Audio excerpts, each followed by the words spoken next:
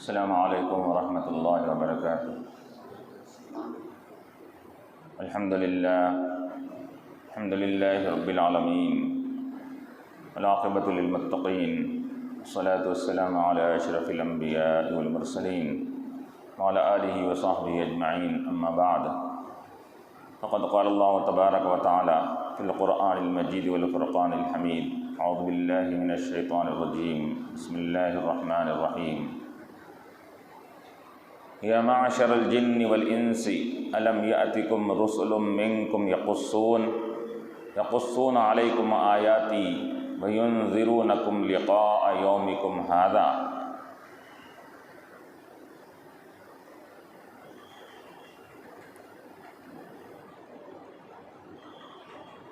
قالوا بلی شہدنا علی انفسنا وغرتهم الحیاۃ الدنیا وشہدوا علی انفسہم انہم کانوا کافرین، ذلک ان لم یکن ربک مہلک القری بظلم واہلها غافلون۔ صدق اللہ العلی العظیم۔ قال تعالی فی مقام آخر فی شان حبیبہ الکریم، ان اللہ وملائکتہ یصلون علی النبی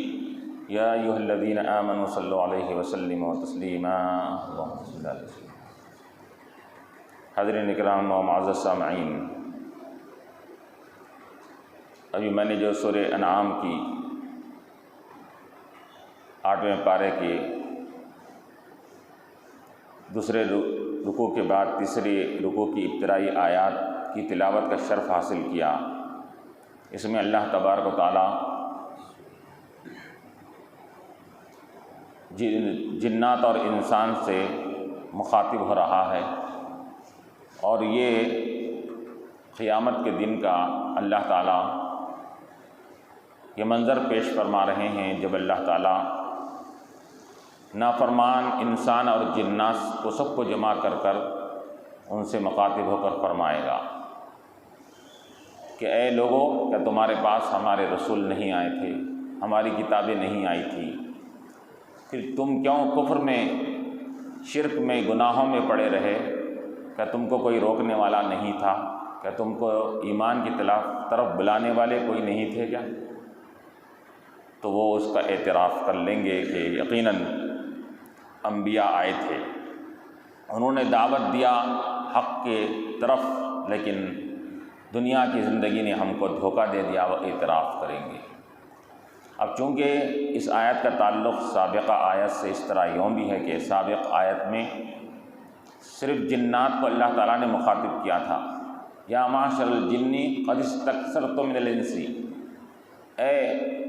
گروہ جن، اور اس کے اندر پورے شیاطین بھی اس کے اندر آ چکے تھے، تو ان سے اللہ تعالیٰ نے فرمایا تھا کہ تم نے قد استکثرتم من الانس، انسانوں کو تم نے کثرت سے بہکاوے میں لا دیا، کہ انسان شیطان کے بہکاوے میں آتا ہے اور اس کے کہنے پر وہ گناہ کے کام، کفر کے کام کرنے لگتا ہے۔ تو اللہ تعالیٰ نے سابقہ آیت میں صرف جنات سے مخاطب ہو کر کہا تھا، تو پھر اس کے ماننے والے انسانوں نے جواب دیا تھا،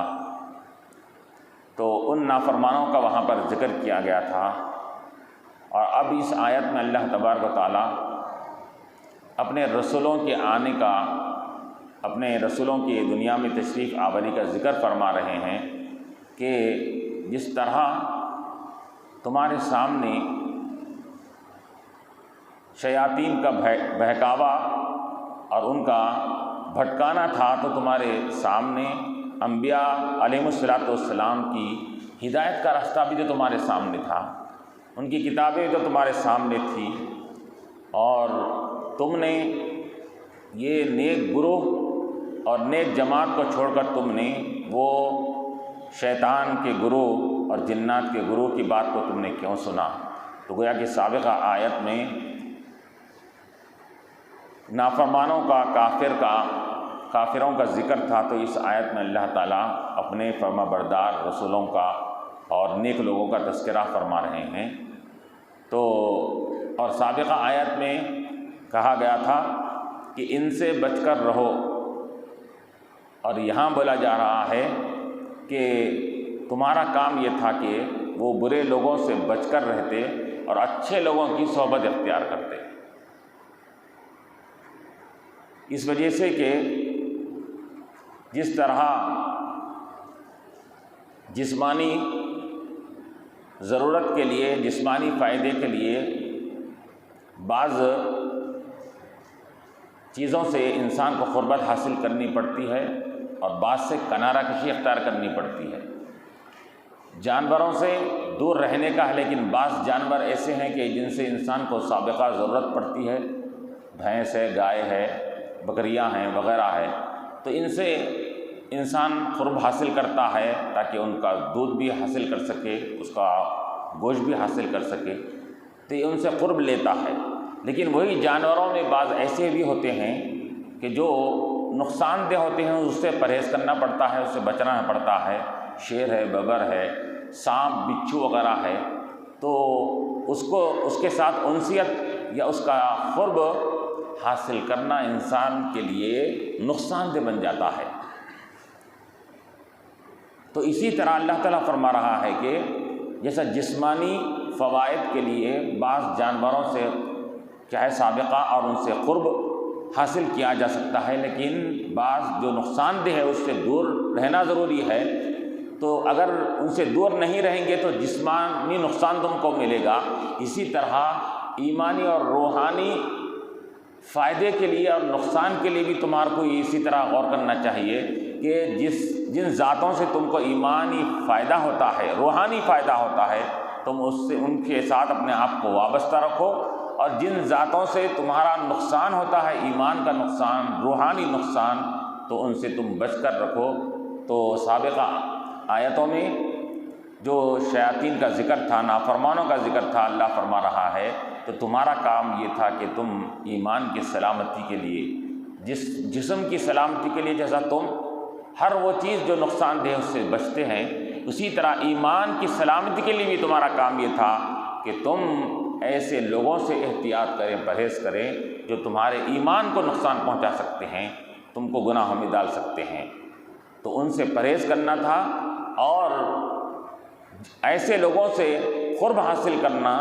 جن سے تمہارا ایمانی فائدہ ہوتا ہے، ایمان میں ترقی ہوتی ہے، ایمان میں تم کو کمال حاصل ہوتا ہے۔ وہ ذاتیں کون تھی؟ وہ انبیاء علیہ السلام۔ تو معلوم ہوا کہ انسان کو چاہیے کہ وہ انبیاء،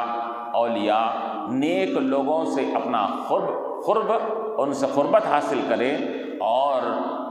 گناہ گاروں سے، نافرمانوں سے، کافر اور مشرک اور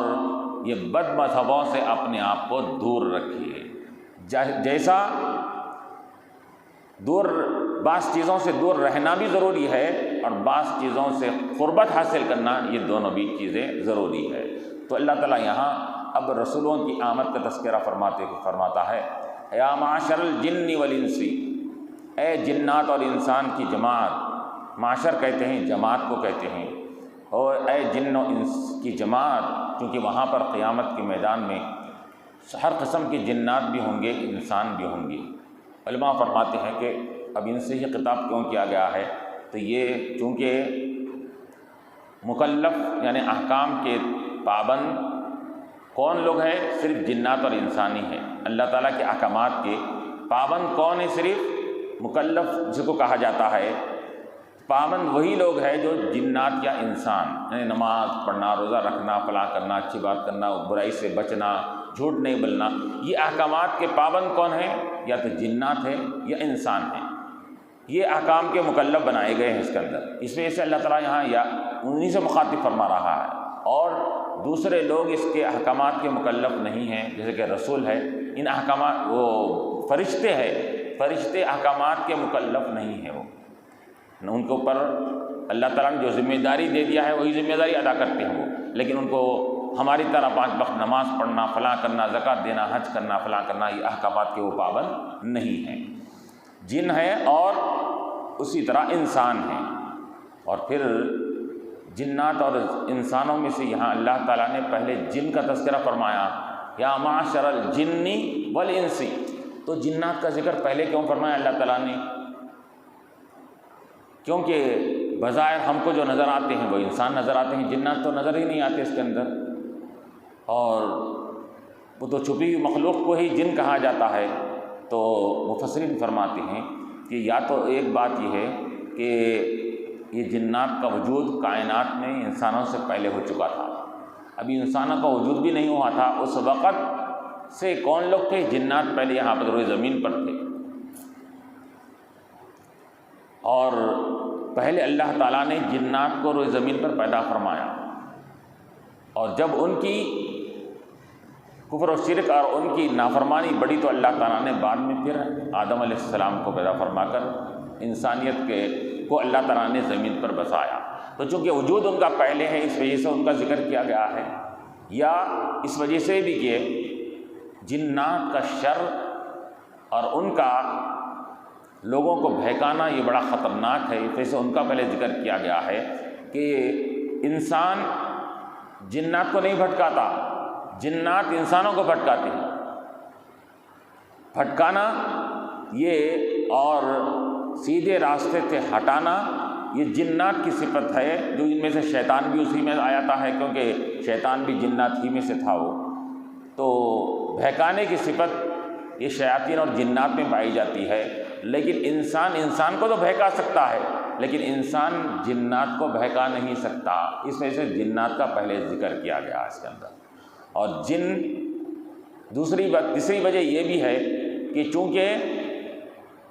یہ مخلوق چھپی ہوئی ہے اور کثرت سے پائی جاتی ہے روئے زمین پر، جنات اگرچہ ہم کو نظر نہیں آ رہے ہیں، لیکن ان کی کثرت بھی پورے روئے زمین پر پھیلی ہوئی ہے، آبادی میں بھی رہتے ہیں، اور بے آب و گیا مقامات ویرانی میں بھی تو ان کا بسیرا ہوتا ہے جنات کا، شیاطین کا۔ اسی وجہ سے اللہ تعالیٰ نے یہاں پر ان کی سرکشی کے بنیاد پر، ان کے وجود مقدم ہونے کی بنیاد پر، وہ کثرت سے لوگوں کو بہکانے کی بنیاد پر ان کا ذکر فرمایا، یا معشر الجن والانس۔ اور جیسا کہ کہا گیا کہ جن کسے کہتے ہیں، تو جن جنوں کے معنی آتے ہیں کہ چھپنے کے، تو چونکہ مخلوق یہ چھپی ہوئی ہے، انسانوں کو نظر نہیں آتی، اسی وجہ سے اس کو جن کہا جاتا ہے۔ اور انس انسانوں کو کہا جاتا ہے،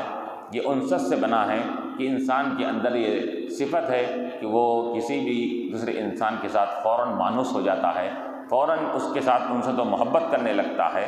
کسی مقام پر اگر چلا جائے اور وہاں پر اس کو کوئی جنگل میں چلا جائے، کوئی انسان نظر نہیں آ رہا ہے، بڑے پریشان ہو جاتا ہے، لیکن جب چلتے چلتے اس کو کسی مقام پر کوئی اپنی طرح کوئی انسان نظر آ جاتا ہے تو اس کو ہمت ہو جاتی ہے اس کے اندر، کیونکہ اس کی فطرت میں ہے کہ انسان دوسرے انسان سے انسیت حاصل کرتا ہے۔ تو اللہ یہاں پر فرمایا یا معشر الجن والانس، اے جن و انس کی جماعت، الم یأتکم رسل منکم۔ تو اللہ تعالیٰ قیامت کے دن فرمائے گا نافرمان جنات اور انسان سے کہ کیا تمہارے پاس رسول نہیں آئے تھے؟ الم یأتکم رسل منکم، تم ہی میں سے رسولوں کو ہم نے نہیں بھیجا تھا، یقصون علیکم آیاتی، جو ہماری آیتیں تم پر تلاوت کر کے تم کو سنایا کرتے تھے، کلام الہی کو پڑھ کر اور تلاوت کر کے تم کو سنایا کرتے تھے، اور اس کا مطلب تم کو سمجھایا کرتے تھے کہ اللہ یہ کلام پاک میں یہ فرما رہا ہے، یہ فرما رہا ہے۔ اب یہ آیاتی سے مراد یہاں پر ہر زمانے کے اللہ کا کلام مراد ہے، یہاں پر یہ خواہ وہ تورات ہو، زبور ہو، انجیل ہو یا قرآن مجید ہو، کیونکہ یہ جتنے بھی آسمانی کتابیں ہیں وہ سب آسمانی کتابوں میں یہ کلام الہی ہے، اللہ کا کلام ہے، اور اللہ کی آیتیں اس کے اندر ذکر کی گئی ہے۔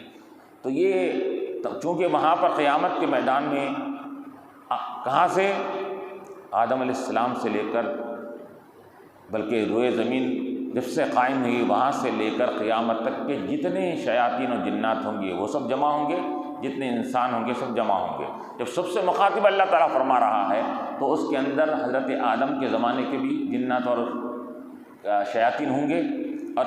اس زمانے کے بھی انسان ہوں گے، اس کے بعد کے زمانے کے فلاں۔ تو جس زمانے میں جو نبی آئے تھے، جو ان کی کتاب تھی، جو ان کی صحیفہ تھا، وہ ان کے اندر جو احکامات الہی دیے گئے تھے وہ یہاں پر مراد ہے کہ تمہارے پاس ہر زمانے میں ہم نے رسولوں کو بھیجا، انبیاء کو بھیجا، اور ہمارے آیات صحیفوں کے طور پر ہماری آیات اترتے گئی اور کتابوں کی شکل میں اترتے گئی، تو کیا تمہارے پاس آ کر ہمارے رسولوں نے قرآن کی تلاوت، کلام الہی کی تلاوت نہیں کیا؟ وَيُنذِرُونَكُمْ لِقَاءَ يَوْمِكُمْ هَذَا، اور بتاؤ کیا تم کو ہمارے رسولوں نے تم کو آج کے اس دن سے ڈرایا نہیں تھا؟ آج کے اس دن کے ملاقات سے ڈرایا نہیں تھا کہ لوگوں یاد رکھو ایک دن قیامت کا برپا ہونے والا ہے، قیامت قائم ہونے والی ہے، اس دن تم کو جو بھی اعمال دنیا میں کریں گے اس کا ذرہ ذرہ کا حساب تم کو دینا پڑے گا۔ فَمَن يَعْمَلْ مِثْقَالَ ذَرَّةٍ خَيْرًا يَرَهُ وَمَن يَعْمَلْ مِثْقَالَ ذَرَّةٍ شَرًّا يَرَهُ کے تحت کہ شر ذرا برابر شر اور برائی کیا تو بھی وہ بھی پوچھا جائے گا، ذری برابر خیر اور بھلائی کیا تھا تو اس کے بارے میں بھی اس کا وہاں پر بدلہ دیا جائے گا۔ تو یہ تم کو ہمارے انبیاء اور رسول علیہ السلام کیا اس بارے میں تم کو ڈرائے نہیں تھے؟ وَيُنذِرُونَكُمْ لِقَاءَ يَوْمِكُمْ هَذَا، تو قالوا، تو وہ کہیں گے کون؟ سرکش جنات، شیاطین اور انسان جو نافرمانی میں مبتلا تھے دنیا میں، شیاطین کے بہکاوے میں آ کر انسان بھی بھٹک گئے تھے راہ راست سے، وہ سب مل کر جواب دیں گے شہیدنا علی انفسنا، کہ ہم اپنے نفسوں پر گواہی دیتے ہیں۔ کس بات کی؟ کہ یہ انبیاء علیہ السلام آئے تھے دنیا میں، انہوں نے ہم کو حق کی طرف پیغام دیا، پیغام ہم کو اللہ کا پہنچا دیا، دین کی طرف انہوں نے بلایا، اسلام اور ایمان کی طرف ہم کو بلایا۔ قالوا شہدنا علی انفسنا، اب ہم مفسرین فرماتے ہیں کہ یہ اتنا جلدی وہ اعتراف کرنے پر آمادہ نہیں ہوں گے۔ پہلے کون؟ نافرمان، پہلے کیا کریں گے؟ پہلے وہ انکار کریں گے اور کچھ ہیلے حوالے بنائیں گے۔ اللہ تبارک و تعالیٰ ان کو ایسے حالات ان کے سامنے پیش فرمائے گا جس سے وہ اعتراف کرنا پڑے گا، ان کو اعتراف کر لیں گے۔ پہلے انکار کریں گے، انکار کرنے کے بعد ہم نے ایسا نہیں کیا، ہم نے یہ کام نہیں کیا، ہم یہ گناہ نہیں کیے، فلاں نہیں کیے، تو اللہ تعالیٰ کیا کرے گا؟ تو اللہ تبارک و تعالیٰ جیسا کہ آیا کہ وہ انکار کریں گے تو اللہ تعالیٰ ان کے منہ کو اوپر مہر لگا دے گا۔ الیوم نختم علی افواہہم، منہ پر مہر لگ جائے گی، وتکلمنا ایدیہم، ان کے ہاتھ ہمارے سامنے بات کریں گے، وتشہد ارجلہم، ان کے پیر ہمارے سامنے بات کریں گے، ان کی تمام اعضاء ان کے یہ اپنے اعضاء، ان اعضاء کو زبان دے دی جائے گی، وہ اعضاء کہنے لگیں گے کہ یقیناً یہ شخص نے ان ہاتھوں سے یہ گناہ کیا تھا، یہ پیر سے یہ گناہ کیا تھا۔ تو اب جب یہ تمام چیزوں کو دیکھیں گے تو آخر میں اعتراف کر لیں گے۔ تو یہاں آپ صرف اعتراف جب کریں گے اس کا ذکر آیا ہے، قالوا شہیدنا، یقیناً ہم گواہی دیتے ہیں، علی انفسنا، ہمارے نفسوں پر ہم گواہی دیتے ہیں، اور وغرتہم الحیات الدنیا انہم کانوا کافرین، اور اس بات کی بھی وہ گواہی دیں گے کہ ہم کو دنیا کی زندگی نے دھوکہ دے دیا تھا، انہم کانوا کافرین، اسی وجہ سے ہم کفر پر تھے دنیا میں، تیرا انکار کرے، تیرے رسولوں کا انکار کرے، تیری آیتوں کا، تیرے کلام کا ہم نے انکار کر دیا۔ اعتراف کریں گے، شہیدنا علی انفسنا، ہم اپنے نفسوں پر یہ گواہی دیتے ہیں اور اعتراف کرتے ہیں، لیکن وہ اعتراف ان کا وہاں پر کوئی کام آنے والا نہیں ہے۔ جیسا کہ پھانسی پہ چڑھاتے وقت اگر مجرم اگر اعتراف کرتا ہے کہ یقیناً میں نے یہ جرم کیا تھا، تو کیا اس کو پھانسی سے بچایا جا سکتا ہے؟ نہیں بچایا جا سکتا۔ تو اعتراف وہاں کو جس طرح مجرم کا اعتراف کام نہیں آئے گا، ان کا اعتراف بھی کام نہیں آئے گا۔ اور یہ اعتراف یہ بھی کر لیں گے، غرتہم الحیات الدنیا، کیونکہ ہم نے کیا کیا؟ شیطان کے بہکاوے میں کیوں آئے؟ ان کے پاس لذت دنیا تھی، دنیا کی لذتیں ان کے پاس تھی، خواہشات نفسانی کی طرف وہ لوگ بلا رہے تھے شیاطین، تو ہم دنیا کی زندگی نے ہم کو دھوکے میں ڈال دیا۔ وہ لوگ کیا ہے حرام حلال کی تمیز کیے بغیر خوب پیسہ کماؤ، انہوں نے کہا، ہم نے ان کی بات کو سنا، انہوں نے کہا کہ کیا ہے یہ فلاں گناہ کر، یہ گناہ میں یہ مزہ ہے، یہ فلاں گناہ میں یہ مزہ ہے، یہ فلاں گناہ میں یہ مزہ ہے۔ انہوں نے مزے والی چیزوں کو ہمارے سامنے بنا بنا کر پیش کیا، اور دنیاوی لذتوں کو انہوں نے آراستہ پیراستہ کر کر ہمارے سامنے پیش کیا تو یہ دنیا کی لذتیں، دنیا کی زندگی ہم کو دھوکے میں ڈال دی۔ اسی وجہ سے مفسرین فرماتے ہیں کہ نیکوکار آدمی دنیا سے آخرت حاصل کرتا ہے اور دنیا دار دنیا سے غفلت اور لاپرواہی حاصل کرتا ہے۔ دنیا جو کہا گیا ہے وہ غفلت والی شے کو کہا جاتا ہے، لیکن وہ چیز جو انسان کو غفلت میں نہ ڈال کر دنیا میں رہ کر بھی انہیں آخرت کے قریب ہو رہا، اللہ کے قریب ہو رہا ہے، کہ اس کو دنیا نہیں کہا جاتا۔ جیسا کہ ہمارے انبیاء علیہ السلام، ہمارے اولیاء نیک لوگ ہمارے دنیا میں رہ کر انہوں نے دنیا کی غفلتوں سے لاپرواہ ہو کر صرف انہوں نے دنیا کو ذریعہ بنایا آخرت کی کامیابی کا، اللہ اس کے رسول کے قریب ہونے کا ایک ذریعہ بنایا اس کے اندر۔ اب وہ ایک راستہ ہے، اب راستہ جو اپنے منزل مقصود کو پہنچانے والا ہوتا ہے راستہ۔ اب آپ کو کسی مقام پر دوسرے شہر کو جانا ہے، مفسرین فرماتے ہیں کہ دوسرے شہر کو جانا ہے تو اب راستہ طے کرتے ہوئے جاتے ہیں اس کے اندر، تو اب راستے کی تکالیف، راستے کی کا ہے وہ کسی مقام پر بہترین خوشنما منظر دکھا تو وہاں رک جاتے، ہمیشہ کے لیے رک جاتے، ٹھہر جاتے، کیا نہیں ٹھہرتے، کیونکہ آپ کا مقصد ہے کہ میں کوئی فلاں شہر پر جانے کے لیے ہے۔ تو گویا کہ اسی طرح علماء فرماتے ہیں کہ جس طرح کہ آپ کو شہر جانا ہوتا ہے تو راستہ طے کرتے بھی جاتے ہیں، اسی طرح آپ کو اللہ کا، اس کے رسول کا، جنت کا راستہ طے کرنا ہے۔ وہ راستہ طے کرنے کے لیے اللہ تعالیٰ نے دنیا کو طریقہ بنایا، راستہ بنایا۔ اس کو صرف آپ راستہ بنائیے اور اس سے دل مت لگائیے۔ راستہ صرف طے کرنے کے لیے ہوتا ہے، دل لگانے کے لیے نہیں ہوا کرتا ہے۔ تو جن لوگوں نے راستے ہی کو دل میں بٹھا لیا، راستے ہی کو ذریعہ بنا لیا اپنی ہر سب چیز کا، مقصود کا، تو اپنے منزل مقصود سے بھٹک جائیں گے اور راستے ہی میں منہمک ہو جائیں گے اور اپنے جو مقصد سے نکلے تھے وہ مقصد کو اپنا فوت کر جائیں گے۔ تو اسی طرح یہ لوگ بھی جو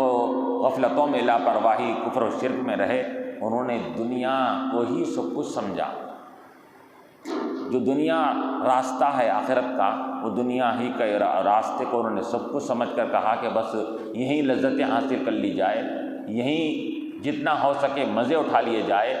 اور آگے کی جانے کے بعد جو شہر میں ان کو ایک حقیقی زندگی ملنے والی ہے،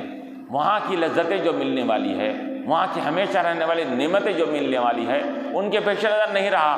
انہوں نے کہا کہ وہ ملنے والی بعد میں ملے گی، وہاں گئے تو ملیں گی، اب چلو یہاں لذتیں جو مل رہی اس کو حاصل کر لو۔ تو دنیا کی لذتوں ہی میں پڑے رہے۔ وغرتہم الحیات الدنیا، دنیا کی زندگی نے ان کو دھوکے میں ڈال دیا۔ غرتہم الحیات الدنیا، تو دنیا کی زندگی یہ دھوکہ دیتی ہے ایسے لوگوں کو جو دنیا کی زندگی پر مر مٹتے ہیں، دنیا ہی کو اپنا سب کچھ سمجھتے ہیں۔ وَشَهِدُوا عَلَىٰ أَنفُسِهِمْ أَنَّهُمْ كَانُوا كَافِرِينَ، اور وہ گواہی دیں گے اپنے آپ پر کہ یقیناً ہم نے کفر کیا، ہم رسولوں کی بات کا انکار کیا، اللہ کے آیتوں کا انکار کیا ہم نے، تو اپنے کفر کا انکار کر دے، اپنے کفر کو مان لیں گے اور اپنے ایمان کا اور رسولوں کے ماننے کا انکار کر دیں گے کہ ہم نے ان کو نہیں مانا تھا۔ وَشَهِدُوا عَلَىٰ أَنفُسِهِمْ أَنَّهُمْ كَانُوا كَافِرِينَ۔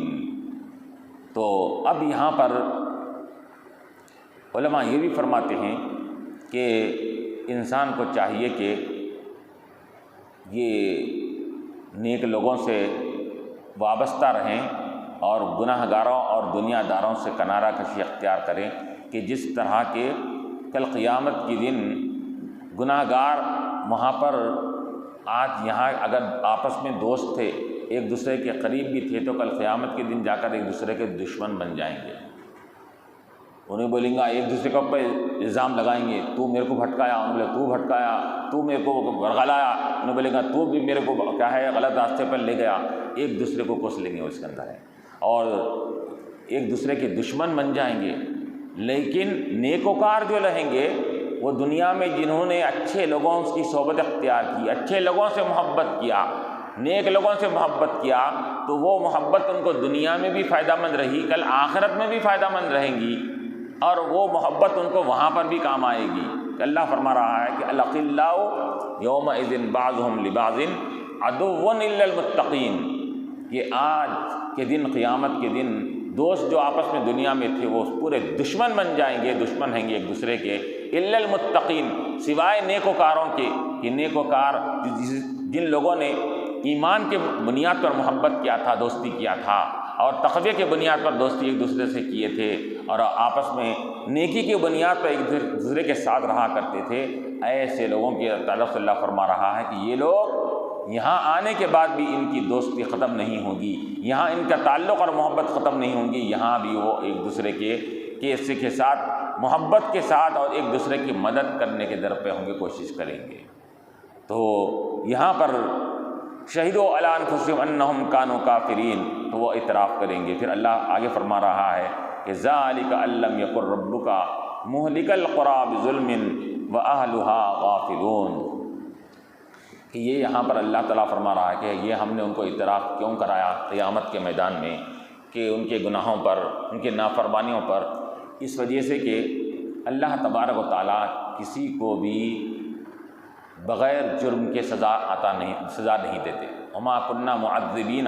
ہم کسی کو عذاب نہیں دیتے بغیر جرم کے، بغیر غلط کام کیے کہ اللہ سزا نہیں دیتا کسی کو. ہاں یہ اور بات ہے کہ بغیر عمل کے، بغیر نیکی کے اللہ تعالیٰ جنت میں اپنے فضل سے داخل کر سکتا ہے، لیکن بغیر جرم کے کسی کو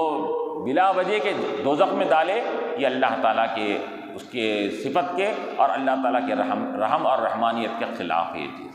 تو اللہ تعالیٰ فرما رہا ہے کہ ہم جو یہاں پر ان کو مجرم کے فہرست میں کھڑا کر دیے ہیں، جو اور ان کے لیے جہنم کا پروانہ مل چکا ہے، تو یہ کیا ہے، ہم یہ کیوں کر رہے ہیں؟ یہ ہم اپنے اختیارات کی بنیاد پر نہیں کر رہے ہیں. اگرچہ کہ اللہ تبارک و تعالیٰ، علماء فرماتے ہیں کہ اللہ تبارک و تعالیٰ اگر کسی کو بغیر گناہ کیے کہ بھی اگر جہنم میں ڈالے تو بھی وہ ظالم نہیں بولیں گے، اس کو زیادتی کرنے والا نہیں بولیں گے. کیوں نہیں بولیں گے؟ کیونکہ ظلم کسے کہتے ہیں؟ ظلم کے معنی یہ ہوتے ہیں کہ کسی کی دوسروں کی ملکیت میں تصرف کرنا، کچھ اس کے اندر اپنا اختیارات کو جتانا دوسروں کی ملکیت کے اندر، اس کو ظلم کہا جاتا ہے. اس کے اندر آپ کی کوئی چیز فوراً لے کر میں کیا کرا، اس کو توڑ دیا، پھوڑ دیا، فلاں کر دیا، اس کو لے کر کے آیا کسی دوسروں کو دے دیا، اس کو استعمال کرا، تو یہ ظلم اور زیادتی ہوئی. کہ جس چیز کو جہاں رکھنا وہاں نہیں رکھا جائے، اور کسی دوسروں کی ملکیت والی چیز کے اندر آپ تصرف کر رہے ہیں، تو یہ ظلم اور زیادتی ہوئی. تو لیکن اپنی ملکیت میں اگر کوئی تصرف کرے تو اس کو ظالم نہیں بولیں گے. اس کے اندر اپنی کوئی چیز تھی، اس نے اس کو نقصان کر دیا، کوئی اپنے پاس کوئی چیز تھی اس کو ضائع کر دیا، تو کوئی اس کو ظالم نہیں بولیں گے کہ اپنا نقصان کر لیا وہ، اپنا نقصان کر لیا وہ. تو اسی طرح علماء فرماتے ہیں کہ اللہ تبارک و تعالیٰ بھی اگر کسی کو بغیر زیادتی اور ظلم کے، بغیر قصور کے جہنم میں ڈال دے تو بھی وہ ظالم کیوں نہیں ہے؟ کیونکہ تمام مخلوق اور کائنات اللہ کی ملکیت ہے. وَلِلَّهِ مُلْكُ السَّمَاوَاتِ وَالْأَرْضِ، تمام زمین و آسمان اور آسمان کے درمیان کی تمام چیزیں، مخلوقات اللہ کی ملکیت ہے، اس کے ملک میں ہے، اس کے قبضے میں ہے. تو اپنی ملکیت والی چیز کو اللہ تعالیٰ اگر چاہے تو اس کو ضائع کر دے، چاہے تو دوزخ میں ڈالے، جو چاہے کر سکتا ہے اس کے اندر. لیکن یہ اور بات ہے کہ اللہ تعالیٰ ایسا نہیں کرتا کہ بغیر کسی جرم کے، بغیر کسی گناہ کے کسی کو دوزخ میں ڈال دے، یہ نہیں کر سکتا. کیوں؟ کیونکہ وہ ذات جو رحمان اور رحیم اور کریم ہیں، وہ کرم و فضل میں تو انتہائی اعلیٰ مقام پر کا کام تو کر سکتا ہے، لیکن زیادتی کے معاملے میں اللہ تعالیٰ کوئی ایسا کام نہیں کرتا جو بظاہر لوگوں کو کیا ہے اس کی زیادتی معلوم ہوتی ہے. تو بغیر عمل کے، صرف ایمان کے بنیاد پر جنت میں داخل فرما سکتا ہے، عمل نہ ہونے کے باوجود بھی اللہ تعالیٰ اپنے اختیارات سے. لیکن کسی کو ساتھ کہ بغیر گناہ کے جہنم میں ڈال دے، یہ اللہ تعالیٰ نہیں کر سکتا. تو وَشَهِدُوا عَلَىٰ أَنفُسِهِمْ أَنَّهُمْ كَانُوا كَافِرِينَ، اللہ فرما رہا ذَلِكَ أَن لَّمْ يَكُن رَّبُّكَ مُهْلِكَ الْقُرَىٰ، کہ یہ اس وجہ سے کہ اللہ تبارک و تعالیٰ کسی بستی کو اللہ تعالیٰ ہلاک نہیں کرتا، کسی بھی بستی اور بستی والوں کو سزا نہیں دیتا، ظلمن زیادتی کر کے، ناحق طریقے سے کسی کو اللہ تعالیٰ سزا نہیں دیتا، کہ ناحق کسی کو ہلاک نہیں کرتا۔ ذالک ان لم یکن ربک مہلک القری بظلم واہلھا غافلون، جبکہ وہ بستی والے غفلت میں تھے اور وہ لوگ ناواقف تھے، انجان تھے، اور اللہ تعالیٰ ان کو ناواقف اور انجان ہونے کے باوجود بھی ان کو سزا دے ڈالے، ایسا نہیں کرتا۔ کیا مطلب؟ کہ کسی بستی کے پاس بغیر رسولوں کو بھیجائے، بغیر تعلیمات کو بھیجائے کہ وہ بستی کو ہلاک اللہ تعالیٰ نہیں فرماتا۔ تو معلوم یہ ہوا کہ جس بستیوں کو بھی اللہ تعالیٰ ہلاک کرتا ہے، خواہ دنیا میں ہو یا آخرت میں سزا دینے کے اعتبار سے، وہ بستی والوں کے پاس انبیاء بھی آتے ہیں، رسول بھی آتے ہیں، اور تعلیمات بھی آتی ہے، اللہ کی کتابوں کی آیات ان کو سنائی جاتی ہے، تمام چیزیں ان کو ہدایت کے اس کو پہنچائی جاتی ہے۔ اتنے تمام چیزیں ہونے کے باوجود بھی اگر وہ بستی والے اگر رسولوں پر ایمان نہ لائیں اور ہدایت پر چل کر اپنی کامیابی حاصل نہ کریں اور نافرمانی میں اڑے رہیں، تب کہیں جا کر اللہ تعالیٰ کسی کو سزا دیتا ہے۔ مہلک القری بظلم واہلھا غافلون، کہ وہاں کے رہنے والے، اس وجہ سے علماء فرماتے ہیں کہ اللہ تبارک و تعالیٰ نے ہر قوم کے پاس رسولوں کو بھیجا، اپنے انبیاء علیہ الصلوۃ والسلام کو بھی بھیجا اس کے اندر، اور بھیجنے کے بعد دلیل اور حجت پوری ہونے کے بعد اللہ تبارک و تعالیٰ ان کو کل سزا دے گا اس کے اندر۔ اور اسی وجہ سے مفسرین فرماتے ہیں کہ اگر کسی کے پاس، اگر کوئی شخص ایسے مقام پر رہا کہ بالکل دنیا کے ایسے کونے میں کنارے میں رہا کہ جہاں پر اس کو انبیاء کی تعلیمات اس تک نہیں پہنچی، اب یہ زمانے میں تو اب ذرا یہ چیزیں ناممکن ہیں، کیونکہ یہ زمانہ یہ بہت ہی ترقی کا زمانہ ہے، ہر مقام پر کون سی بھی چیز پہنچ جاتی ہے، لیکن سابقہ زمانوں میں بھی ترقی نہیں ہوئی تھی۔ تو اگر کسی نبی کے تعلق سے، نبی کی تعلیمات اور اس کی ہدایات کی چیزیں اگر کسی مقام تک نہیں پہنچی اور وہ بستی والے اس مقام پر وہ زندگی گزار رہے تھے اور ان کو نبی کی تعلیمات وہاں تک نہیں پہنچی، کوئی جیسا کہا جاتا ہے کہ آدیواسی لوگ جنگلوں میں زندگی بسر کرنے والے بہت ایسے ہوتے ہیں اس کے اندر، تو انہوں نے جنگل میں زندگی بسر کیا اور ان کو نبی کی تعلیمات ان تک نہیں پہنچی۔ تو مفسرین فرماتے ہیں اس سے معلوم ہو رہا ہے کہ اللہ تعالیٰ کسی قوم کو بغیر جرم کے اور بغیر ان کے گناہ کے، بغیر کسی ان کے قصور کے اللہ تعالیٰ سزا نہیں دیتا۔ تو اب ان کے پاس جب تعلیمات ہی نہیں آئے نبی کے اور قرآنی احکامات ہی ان تک نہیں پہنچی، تو پھر ان کا کیا قصور ہے؟ تو اب علماء فرماتے ہیں کہ اب ایسے لوگوں کے لیے کیا ہے؟ ان کے لیے صرف یہ ہے کہ وہ اللہ تعالیٰ کو ایک ماننا، اللہ کی وحدانیت کے اگر قائل رہے اور احکامات جیسے کہ اعمال جو ہے، اعمال میں انہوں نے کوئی عمل نہیں کیا، کیونکہ اعمال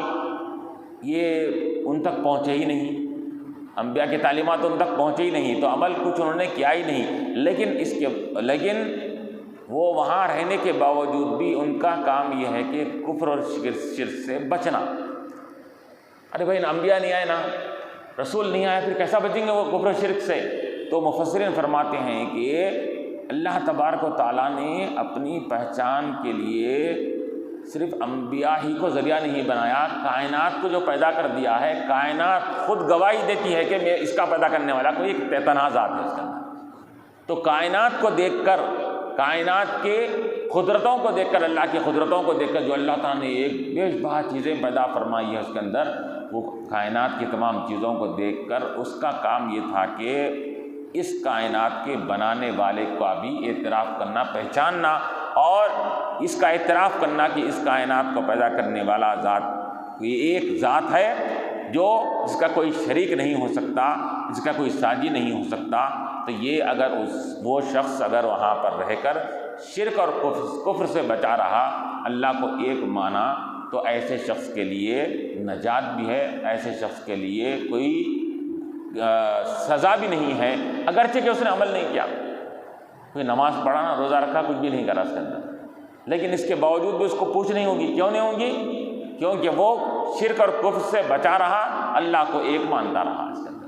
تو چنانچہ علماء مفسرین فرماتے ہیں، اس کی مثال دیتے ہیں کہ اب وہ جو زمانہ، اب حضور سے پہلے کا جو زمانہ تھا، تقریباً عیسیٰ علیہ السلام کے آگے چلے جانے کے بعد تقریباً 300-350 برس کا وقت ہو چکا تھا، اور 100 سال 200 سال کے اندر ہی لوگ تعلیمات اپنے نبی کی بھلا دیتے ہیں۔ 300-350 سال کا جب فاصلہ ہو گیا، اب نبی کی تعلیمات، عیسیٰ علیہ السلام کی تعلیمات کو بالکل لوگ بھلا چکے تھے۔ اب کیا تعلیمات تھے، کیا احکامات تھے، لوگوں نے بھلا دیا تھا اس کے اندر۔ تو یہ زمانے کو ایام فترت بولتے ہیں، کہ ایک نبی کے جانے کے بعد دوسرے نبی کے آنے میں تاخیر ہونے کے بعد جو درمیانی پیریڈ ہوتا ہے، اس پیریڈ کو ایام فترت بولتے ہیں۔ تو ان ایام میں علماء فرماتے ہیں کہ اگر کوئی شخص تعلیمات نبی کی اس تک نہیں پہنچی تو ٹھیک ہے، کوئی بات نہیں، لیکن اگر وہ اللہ کو ایک مان رہا ہے، شرک اور کفر سے بچا ہوا ہے، تو بس اس کے لیے وہ نجات کا ذریعہ بن جاتا ہے اس کے لیے۔ اسی وجہ سے علماء نے مثال دیا کہ حضور علیہ السلام کے والدین کریمین ہیں، تو اب بتائیے کہ انہوں نے ایمان لایا کیا؟ نہیں لایا، لیکن کیا ہوا؟ کفر شرک سے بچے تھے وہ لوگ۔ انہوں نے کبھی، یہاں تک کہ آپ کے والدین کریمین تو دور کی بات ہے، آپ کے اجداد میں سے جو لوگ بھی اوپر تک تھے، جہاں تک انبیاء کا سلسلہ جس کو نہیں پہنچا، وہ سب لوگ کفر اور شرک سے بچے رہے۔ تو ان کو کیا کہا جاتا ہے؟ موحد کہا جاتا ہے، اللہ کو ایک ماننے والے۔ تو نبی کی تعلیمات جن کو نہیں ملی ہے، وہ اگر خالی موحد بھی رہے، اللہ کو ایک ماننے والے بھی رہے، تو وہ کافی ہو جائے گا، ان کے لیے نجات کا ذریعہ بن جائے گا۔ تو یہاں اللہ تعالیٰ کیونکہ اللہ کیا فرما رہا ہے کہ اللہ تعالیٰ کسی کو بغیر جرم کے، بغیر ان کے قصور کے سزا نہیں دیتا۔ جب ان کے پاس تعلیمات ہی نہیں پہنچی اور اس پر عمل نہیں کرا ہوئے، تو پھر ان کو تعلیمات کے پر عمل نہ کرنے کی سزا دینا، یہ اللہ تعالیٰ کی اس آیت کے خلاف ہے۔ تو اسی وجہ سے اللہ تعالیٰ بھی واضح فرما دے رہا ہے کہ ہم کسی کو